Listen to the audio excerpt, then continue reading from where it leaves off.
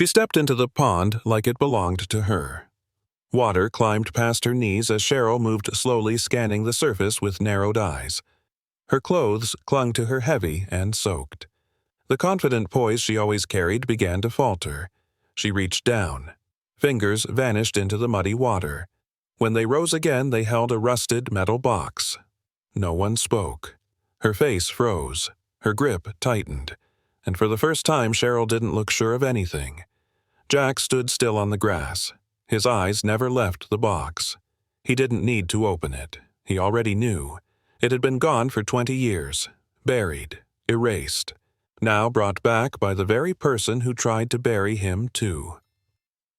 Have you ever watched someone destroy themselves right in the middle of their own show? Jack Callahan woke early like always.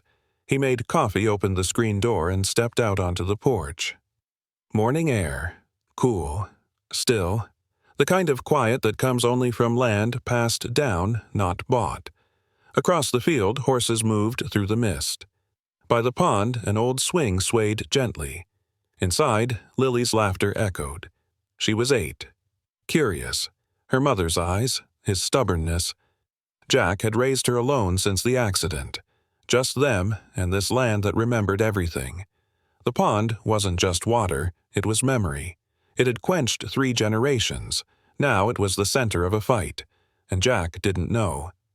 The same place they were using to accuse him would soon give up a box that accused his accuser. Lily ran barefoot across the grass, a half-eaten carrot in her hand. The horses knew her, trusted her. Steam, the oldest gelding, lowered his head so she could stroke his nose. She whispered something into his ear. No one knew what she told them, but she always smiled after. The pond shimmered nearby, still and wide. She called it her secret friend, said it listened better than people did. When she missed her mom, she sat at the water's edge, toes in the mud, and talked until the wind carried her words away. Jack once asked what the pond said back. Lily only shrugged and said, "It keeps the secret safe." She was the kind of child who believed in small things. Wildflowers, lost feathers, shadows shaped like animals.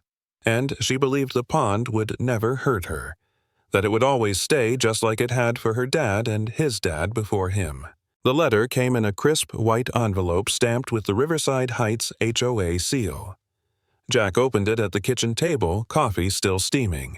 The language was stiff, formal, but the message was clear. Remove your horses from the pond. Potential environmental violation. Immediate compliance required.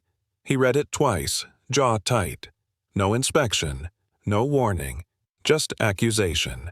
The signature at the bottom, Cheryl Davenport, President. Jack knew the name. She ran the HOA like a private kingdom. Lived in a new development a quarter-mile away, rows of matching houses and chemically perfect lawns. Lily looked up from her cereal. "What's wrong, Dad?" Jack folded the letter, slipped it back into the envelope. "Nothing we can't handle," he said quietly. But inside something turned. It wasn't about rules. It wasn't about water. It was someone claiming power where it didn't belong. Jack laid the HOA letter flat beside his old survey map. He pulled out a ruler, lined up the creek, then the fence post markers. Something didn't match. The HOA map showed the pond sitting just inside their jurisdiction, but Jack's deed, signed by his grandfather in 1967, told a different story. 2 feet. That's all it took. A shift in the line, subtle but deliberate. He stared at it in silence. Then he ran a thumb along the edge of the paper, worn soft with age. They were trying to redraw his land. Not just the map, but the memory, the claim, the right to belong. He folded the fake map in half, then again. Firm, quiet. If someone tried to erase your family's name from the land, would you stay quiet, or would you fight back? She arrived without calling. A silver SUV pulled into the dirt driveway, tires crunching against gravel. Cheryl Davenport stepped out, heels sinking into the soft ground. Her white blazer gleamed under the sun. She walked toward the pond like she owned it. Jack was fixing a fence post near the gate. He stood as she approached. "I'm here to give you one last chance," she said, voice sharp. Remove the animals from the water, or we escalate. Jack wiped his hands on his jeans, calm but alert. That pond's on my land. She didn't flinch. That's not what our records show, and our board won't tolerate health violations. Steam. The horse grazed nearby, unbothered. Cheryl glanced at the water, then back at Jack. You have 24 hours. She turned without waiting for a response, leaving footprints where grass had once grown. Jack watched her go. Something told him this wasn't about horses. Not really. The next morning, Jack waited by the gate with a manila folder in hand.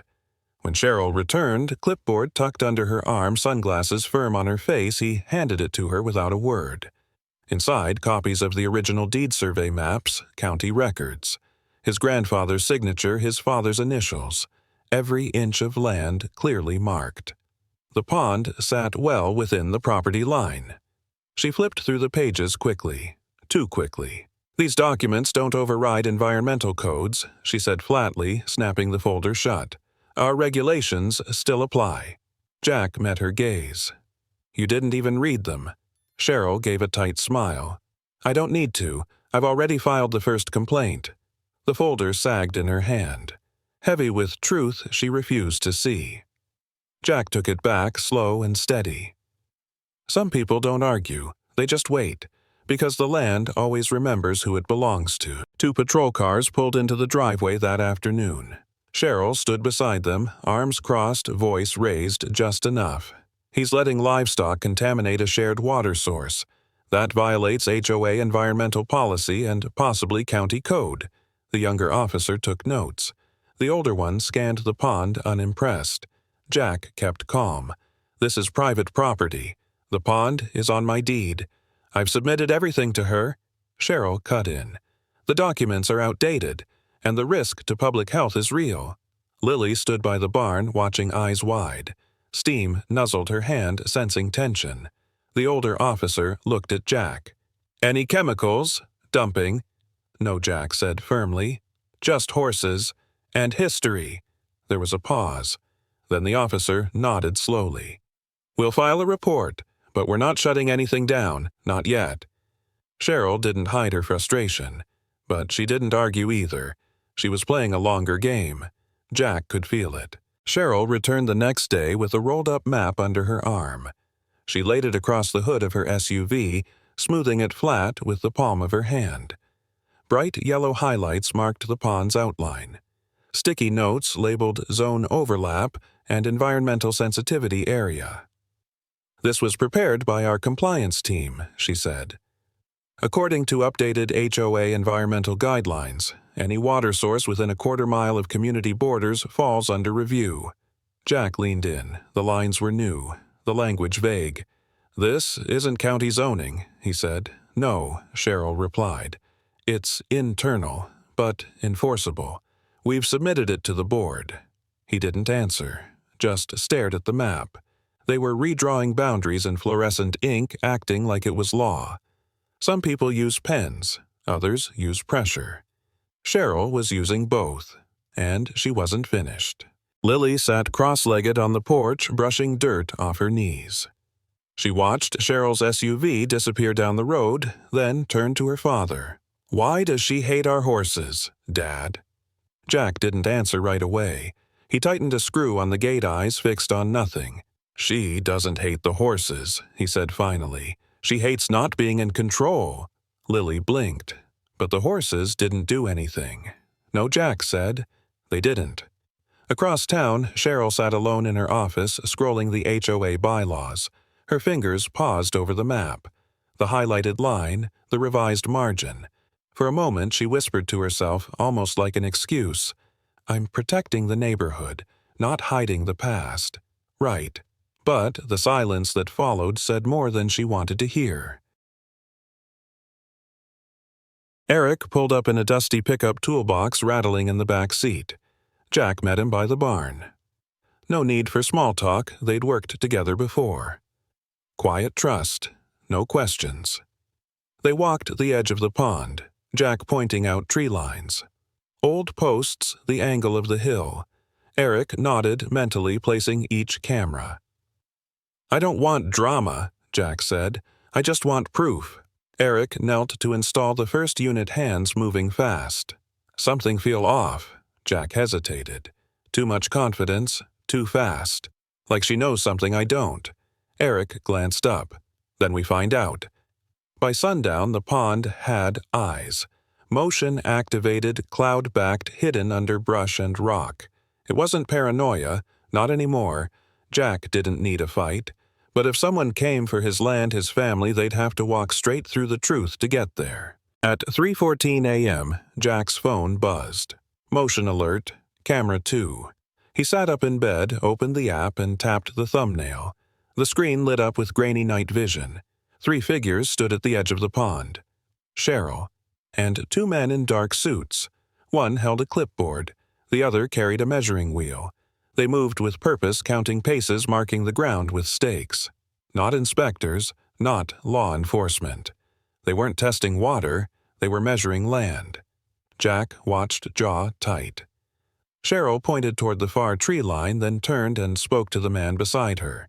He nodded, jotting something down. This wasn't about horses or health codes. It was something bigger, and it was already in motion.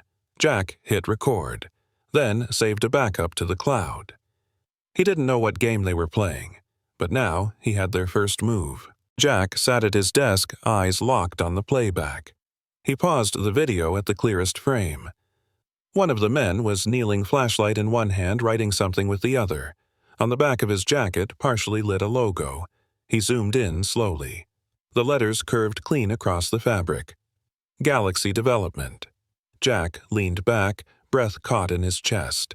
He'd heard the name. A real estate firm known for buying up ranch land, rebranding it as eco-luxury estates. Quiet deals, fast approvals. He looked back at the screen. Cheryl stood beside the man, pointing again toward the pond. Not discussing pollution. Planning access.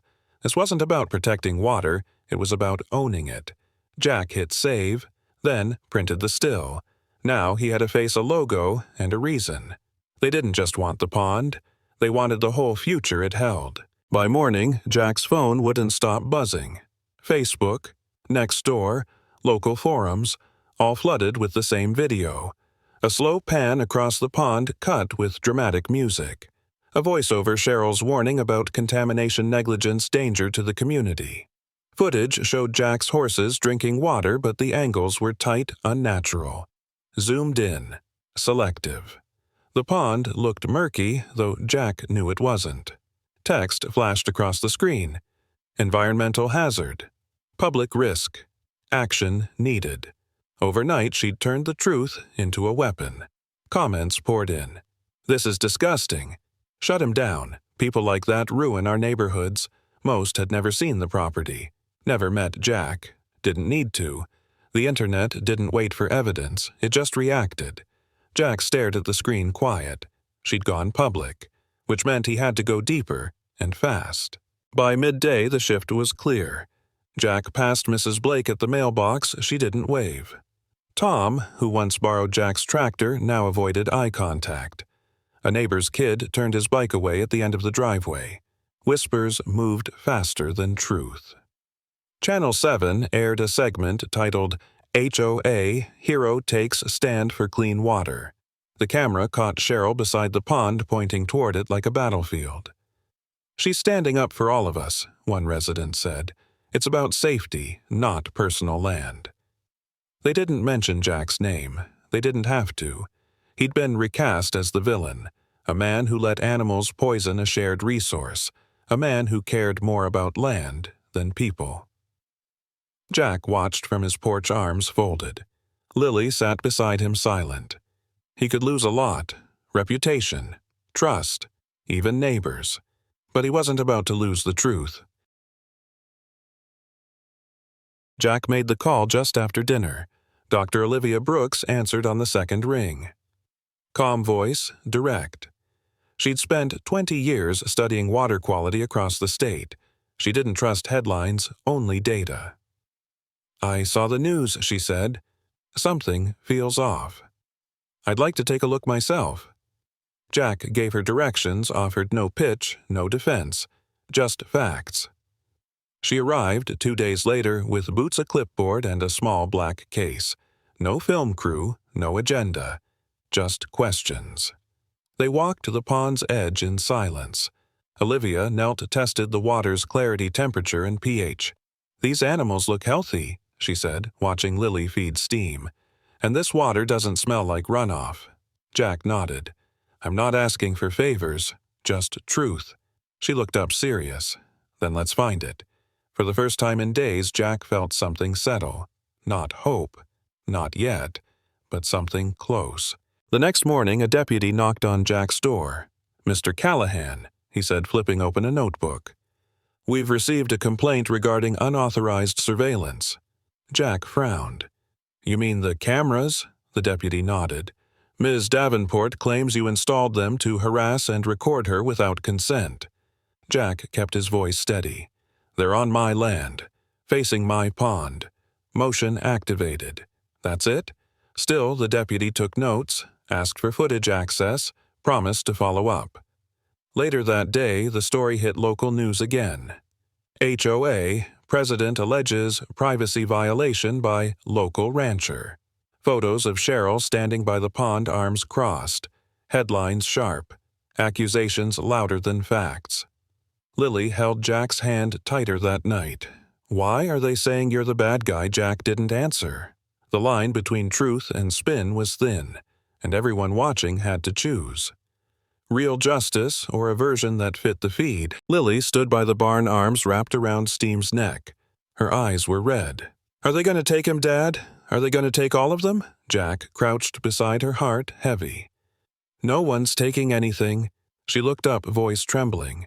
"Even if we didn't do anything, they still believe her." He didn't have an answer for that, not one she needed to carry. Jack stood, jaw set. He'd stayed quiet long enough. Trusted process, trusted reason. But they weren't playing fair. He walked to the house, pulled out the footage, the maps, the still of the Galaxy logo. If they wanted a fight, he'd give them one, with evidence, with truth, with everything they didn't see coming. Behind him, Lily whispered to Steam like always, but this time her voice cracked. Jack heard it, and he wouldn't let that sound happen again. Officer Nolan sat alone in the records room, stacks of zoning maps spread across the table. He flipped through the layers, county files, HOA filings, water district overlays. Then he found it. 2 maps. Same title, same scale, different boundary lines. The original county map showed the pond fully within Jack's property. The HOA's version extended the jurisdiction just enough to claim it.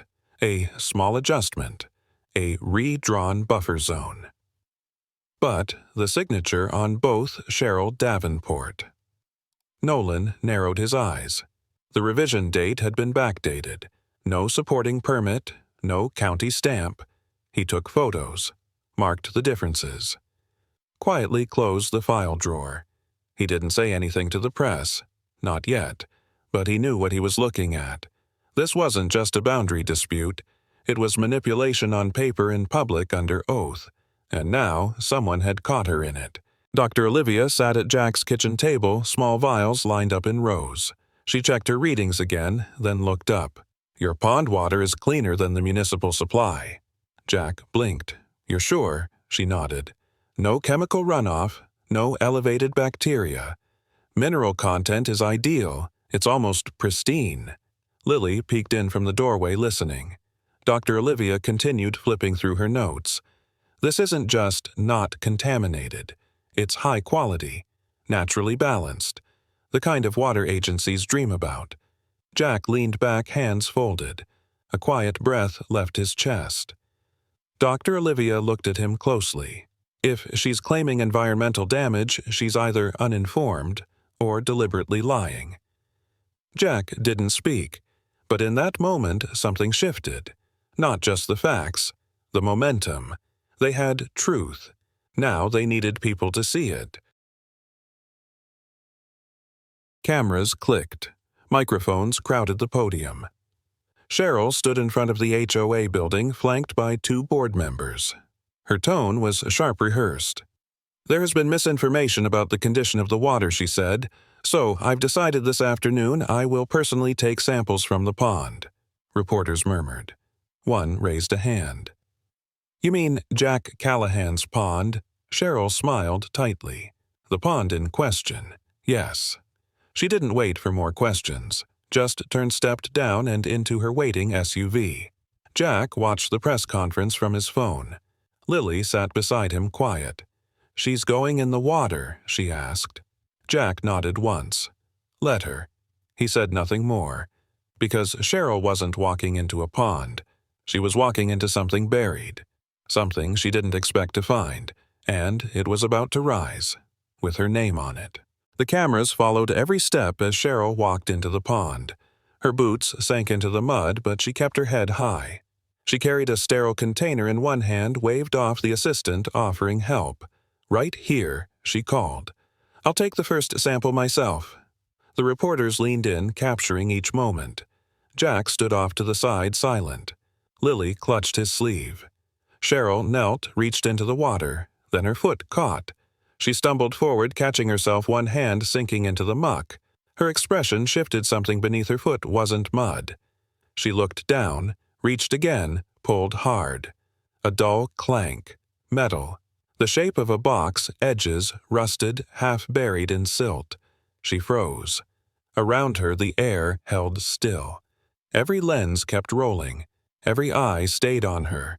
And in that moment Cheryl realized she had found something no one was supposed to find. Cheryl gripped the edge of the box and pulled. It rose slowly, heavy with years of silt and rust. Water streamed off its sides as she carried it toward the bank, hands trembling.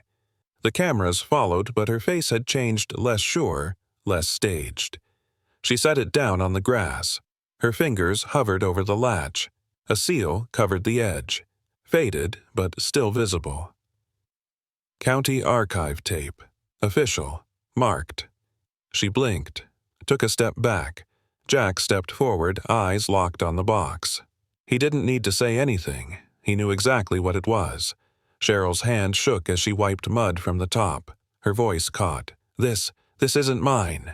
No one answered, because everyone watching already knew. She hadn't uncovered proof against Jack. She'd unearthed something much worse, and her name was now tied to it. A deputy opened the box with gloved hands. Inside, plastic-wrapped folders still intact. Yellowed papers. Embossed seals. County stamps. One by one, they laid them out on a folding table. Dr. Olivia scanned the top page, then froze. These are original mineral rights and groundwater access deeds. Signed, dated, unaltered. She looked up at Jack. You're the legal owner of the entire aquifer beneath this land. Reporters closed in. Cameras clicked faster. Officer Nolan read silently, then spoke low. These records went missing in 2005. We never found out why. Jack said nothing, just stared at the papers that once belonged to his father, buried lost, now pulled from the mud like a truth that refused to stay silent. Cheryl stood off to the side, pale lips pressed thin. She hadn't exposed Jack. She'd exposed everything he was meant to inherit, and everything someone tried to bury. Officer Nolan stepped forward, holding one of the documents under the light. This file, he said, voice measured, was part of a county dispute back in 2005. It vanished from public records during a rezoning audit. He turned to the press. We assumed it was misfiled, or lost. But this, he tapped, the seal, is the original, unaltered, and never should have left county archives. Jack stayed still, eyes on the ground. Beside him, Dr. Olivia nodded. With this document, any claims of shared water rights collapse. Nolan continued quieter now. There was suspicion back then. Internal reviews. But no one could prove anything. He looked toward Cheryl, who stood stiffly at the edge of the group. Until now. What was lost had come back. Not by force, but by mistake. Dragged to the surface by the very hands that tried to bury it. Later that evening, Officer Nolan received a call from the county records office. The voice on the other end was firm. We cross-checked the signature. Cheryl Davenport worked for Galaxy Development as legal counsel during the 2005 rezoning. He hung up, quietly returned to the evidence table, A faded logbook had surfaced in the same box entries written by hand. One line stood out, "Removed for legal review, CD." Nolan stared at the initials. She hadn't just found the documents. She'd once held them, then made sure no one else did. By morning, the connection spread. Former colleagues confirmed it. Cheryl had advised Galaxy on water rights, then left suddenly right after the dispute vanished. Jack didn't speak. He didn't need to. The woman accusing him of secrecy had built her entire case on a lie she buried herself. Lily had been filming with her tablet the entire time quietly from the fence line. She didn't say much, just captured what happened, Cheryl pulling the box from the water, the silence, the documents laid out in the sun. She uploaded it that night. No edits, no music, just truth. By morning, the video had exploded. # Karen underwater climbed to the top of trending lists. Millions watched the clip. Some laughed. Others were stunned. Most were angry. In the comments, one reply rose to the top. This isn't just about a pond. It's about how truth sinks until someone brave pulls it back up. At the end of the clip, Lily added one line of text. Team Justice, or Team HOA, comment below. And they did, with fury, with heart, and with clarity. The courtroom was quiet as Cheryl adjusted her blazer, ready to speak. Her lawyer stood objecting to what they called irrelevant footage and child misinterpretation. But the judge raised a hand. "We've seen the video. Now, let's hear from the girl who filmed it." Lily was called to the front. Small shoes, braided hair. A little nervous, but calm. She sat in the witness chair, feet not touching the floor. The attorney smiled gently. "Can you tell us why you were filming that day?" Lily nodded. "Because she said the pond was dirty. But I knew it wasn't. I just wanted to show what really happened. And what did you see?" She found the box, and everyone got really quiet, even her. No exaggeration, no performance, just a child who saw truth when grown-ups played games. Some battles don't need anger, just a clear voice and the courage to press record. Cheryl sat motionless as Lily stepped down from the stand. For a long moment she said nothing. Then slowly she stood. The courtroom held its breath. "I spent years convincing myself I was protecting this community," she said, voice quiet but steady. "I told myself I was following policy, enforcing order, doing what was right." She looked down at the table where the documents now lay proof of what she buried. But the truth is, I was protecting myself, my career, my past. Her hands trembled. "I took those records, I hid them, and I let that lie grow until it nearly destroyed someone who did nothing wrong." Silence. "I was wrong. I know that now." Jack didn't move. Lily watched from the back row, her small fingers wrapped around his. The courtroom didn't cheer. It didn't clap. It just listened as a lie unraveled itself finally in full. Months later, the pond looked different, but only on the surface. A wooden sign stood at the entrance carved by hand. Thunder Ridge Aquifer Preserve. Protected by law and love. Families visited on weekends. School groups came during the week. And at the heart of every tour stood an 8-year-old girl in muddy boots teaching others how to care, how to notice, how to speak up. Lily didn't seek attention. She just told the story like it was. Cheryl arrived every morning at 7. Assigned to groundskeeping, she trimmed the trails and cleaned the walkways. Quiet work, honest work.